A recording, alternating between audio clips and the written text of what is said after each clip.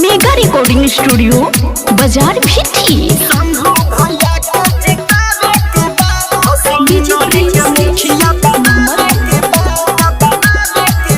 नहीं कमनो के फेरा में आई ह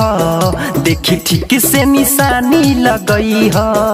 देखी ठीक से निशानी लगई ह नहीं कमनो के फेरा में आई ह देखी ठीक से निशानी लगई ह केहू लालच धराई चाहे के तनो पोल्हाई केहू लालच धराई चाहे के तनो पोल्हाई नहीं बतिया में आवे के बा शंभू भैया के जितावे के बा असो नहीं के मुखिया बनावे के बा शंभू भैया के जितावे के बा असो नहीं के मुखिया बनावे के बा मुखिया बनावे के बा शंभू भैया के जितावे के बा असो नहीं के मुखिया बनावे के बा पहिले जैसन में अब नहीं होई भूखे गरीबी से केहू न रोई उन्हीं के अभी तो वोटे दियाई केहू के कहला में आई न कोई केहू के कहला में आई न कोई पहिले जैसन अब नहीं होई भूखे गरीबी से केहू न रोई उन्हीं के अभी तो वोटे दियाई केहू के कहला में आई न कोई भैया राशन दिलई है सबके साथ निभाइए भैया राशन दिलई है सबके साथ निभाइए बात सबके बतावे के बा शंभू भैया के जितावे के बा असो नहीं के मुखिया बनावे के बा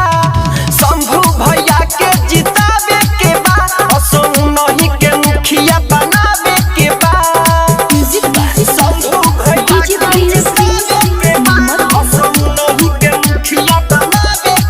गावे गावे नाला रोड बनवैले हर घरे मास्क और साबुन बटवैले राइटर सरोज सागर कहेले साचे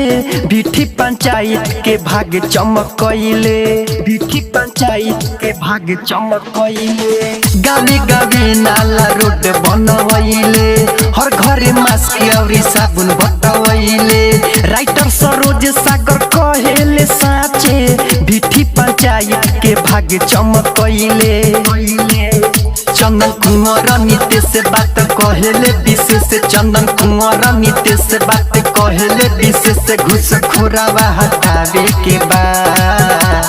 शंभू भैया के जितावे के बा असो नहीं के मुखिया बनावे के बा शंभू भैया के जितावे के बा असो नहीं के मुखिया बनावे के बा नहीं कमनो के फेरा में आई ह देखी ठीक से निशानी लगई ह केहू लालच धराई चाहे के तनो पोल्हाई केहू लालच धराई चाहे के तनो पोल्हाई नहीं बतिया में आवे के बा शंभू भैया